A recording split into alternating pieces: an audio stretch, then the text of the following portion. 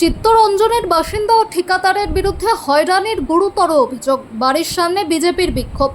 শিল্পনগরী চিত্তরঞ্জনে এক মহিলার দায়ের করা একটি গুরুতর অভিযোগ এলাকায় চাঞ্চল্য সৃষ্টি করেছে। রেল ইঞ্জিন কারখানার ঠিকাদার অমিত চক্রবর্তীর বিরুদ্ধে বিয়ের মিথ্যা প্রতিশ্রুতি দিয়ে বছরের পর বছর ধরে তাকে শারীরিক, মানসিক ও আর্থিকভাবে শোষণ করার অভিযোগ উঠেছে। গত মঙ্গলবার অভিযুক্তের অবিলম্বে গ্রেফতারের দাবিতে স্থানীয় বিজেপি কর্মীদের নেতৃত্বে তার বাড়ির বাইরে একটি বিশাল বিক্ষোভ অনুষ্ঠিত হলে বিষয়টি আরও গুরুতর রূপ নেয়। এরই মধ্যে বিক্ষোভস্থলে দুজন তরুণী এগিয়ে এসে অভিযুক্তদের বিরুদ্ধে শারীরিক নির্যাতনের গুরুতর অভিযোগ তোলেন, যা মামলাটির গুরুত্ব আরও বাড়িয়ে দেয়। চিত্তরঞ্জন থানায় দায়ের করা অভিযোগে ভুক্তভোগী মহিলা জানিয়েছেন যে 2021 সালে একটি ম্যাট্রিমোনিয়াল ওয়েবসাইটের মাধ্যমে অমিত চক্রবর্তীর সঙ্গে তার পরিচয় হয়। প্রেমের সম্পর্কের পর তারা তারাপীঠে বিয়ে করেন এবং স্বামী স্ত্রী হিসেবে বসবাস করতে থাকেন। বিয়ের মিথ্যা প্রতিশ্রুতি এবং বছরের পর বছর শোষণ করতেন। মহিলাটি দাবি করেন যে অভিযুক্তের পরিবার ওই সম্পর্কের বিষয়ে পুরোপুরি অবগত ছিল, কিন্তু পারিবারিক ও সামাজিক অনুষ্ঠানে তাকে তাদের পুত্রবধূ হিসেবে মেনে নিয়েছিল। অভিযোগকারী মহিলা দাবি করেছেন যে তিনি গর্ভবতী হওয়ার পর অভিযুক্ত এবং তার পরিবারের আচরণ বদলে যায়। তাকে জোরপূর্বক গর্ভপাতের জন্য চাপ দেওয়া হয়েছিল এবং তিনি প্রতিরোধ করলে তাকে মারধর করা হয়। অভিযোগ রয়েছে যে তাকে জোর করে ওষুধ খাওয়ানো হয়েছিল, যার ফলে তাকে হাসপাতালে ভর্তি হতে হয়। প্রতিবাদ এতটাই জোরদার হয় যে রাজনীতি পর্যায়ে পৌঁছায়।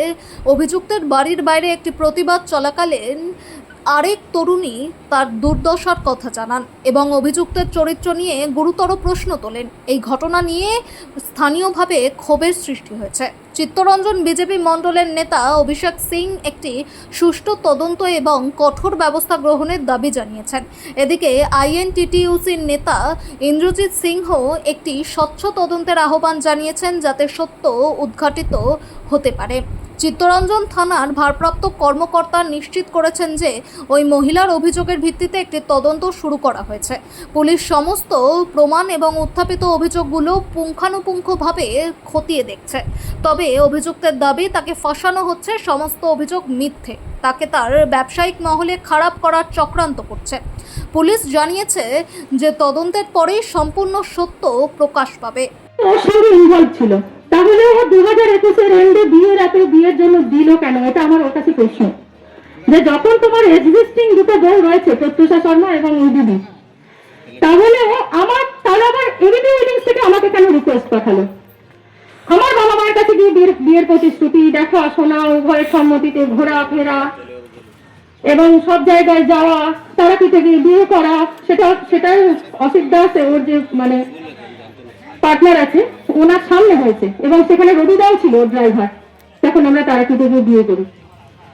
তাহলে এই জিনিসগুলো ওর মাকে যখন এসে আমি বলেছিলাম, তখন ওর মা বলল, যা তোর তারা মাকে কি বলে ইয়ে নিয়ে আয়, সাক্ষী দিক তারা মা। তারপরে বিশ্বকর্মা পুজোয় প্রতি বছর এসেছি, ওর বাবা আমাকে বৌমা বলে ডাকে, ওর বোনের মেয়েরা সবার সাথে আমার ছবি ভিডিও সব আছে। তাহলে কটা বউ ওর কি বলে ওর মায়ের কটা বৌমা অফিসারদের সাথে আমাকে বিশ্বকর্মা পুজোয় পরিচয় করে দিত আমার ওয়াইফ। কটা বৌমা, একটা বউ যাকে এখনো পর্যন্ত তাকে রেহাই দেয়নি, তাকে কোনো অ্যালিমনি টাকা পয়সা দেয় না, তাকে কোনো রকম কোনো খরচ খরচা দেয় না। যখন ওয়ারেন্ট বেরিয়ে যায় তখন কিছু টাকা দিয়ে দেয়। সবকিছু মায়ের নামে নাকি করে রেখেছে। ওর নাকি পুলিশ থানা সব কেনা, পুলিশদের সমস্ত বন্দুক নাকি ওর কাছে থাকে। যখন বলেছিলাম যে আমি এটা করবো না, আমাকে এরকম করে শাস্তি দিও না, তখন বলেছিল করবি না, তোর ভাইকে গুলি করে উড়িয়ে দেবো, তোর বাবা মাকে উড়িয়ে দেবো। আমি যেমন প্রত্যুষার বাবাকে যেমন গাঁজা কেসে ফেলে দিয়েছিলাম, ঠিক সেরকম করে তোর বাবাকে ফাঁসি দেবো, তোকেও মেরে দেবো, এরকম হুমকি একটার পর একটা সহ্য করে গেছি। এবং আমি এর আগে অনেকবার প্রতিবাদ করার চেষ্টা করেছি, কিন্তু ওর প্রচন্ড তখন পাওয়ার ছিল, পুলিশের পাওয়ার দেখাতো, নিজের ক্ষমতার পাওয়ার দেখাতো, কিছু করতে পারেনি। আমি আপনাদের কাছে একটাই রিকোয়েস্ট করবো, এর যেন সুবিচার হয়, আর ও যেন এরকম আর কোনো মেয়ের জীবন নষ্ট করতে না পারে। হ্যাঁ, সেটুকুনি আমার বলার আছে, আমি আর কিছু বলতে পারছি না। एलिगेशन लगाए हैं उसका कोई पुलिस का। देखिए, अगर कोई दोषी है, अगर कोई कभी गलती किया है तो उसके लिए बाबा भीमराव साहब का, अम्बेडकर का जी का बनाया हुआ संविधान है, संविधान का पुलिस प्रशासन है, पूरा ढांचा तैयार है, उसके तहत उसके ऊपर कार्रवाई होना चाहिए। अगर किसी कोई घटना कर किया है, अगर उसके पास साक्ष्य है तो पुलिस के पास जाए, कोर्ट है वहाँ जाए, वहाँ जाकर उसका इंसाफ का ये करे।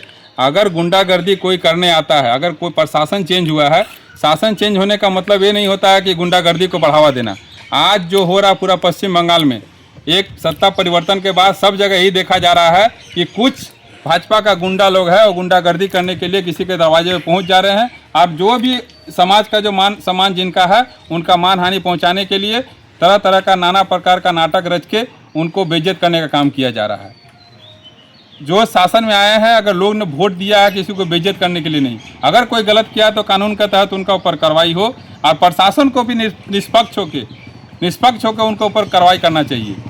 प्रशासन आज अगर किसी पार्टी का अगर साथ में खड़ा होकर अगर इस चीज़ को बढ़ावा दे रहा है तो हम लोग का प्रतिवाद इसके प्रति रहेगा, और हम लोग चितरंजन टाउनशिप में नहीं चाहते हैं कि इस तरह का गुंडागर्दी, इस तरह का भय का माहौल तैयार हो। 2 महिला गंभीर आरोप लगाई है, उसको लेकर के अगर महिला गंभीर आरोप लगाई है तो उसके ऊपर प्रशासन कार्रवाई करे। हम लोग तो उसका कभी विरोध नहीं करते हैं। अगर कोई किसी का साथ में अन्याय हुआ है तो उसका ऊपर इंसाफ होना चाहिए। हम लोग भी मांग करते हैं कि उसका इंसाफ हो, लेकिन उसका जगह ये नहीं है किसी के घर पे आके, किसी के घर में बूढ़ा बुजुर्ग रहता है उसके घर पे आकर आप उसका हंगामा करिएगा, उसके घर पे तोड़ फोड़ करिएगा, ये तरीका ठीक नहीं है।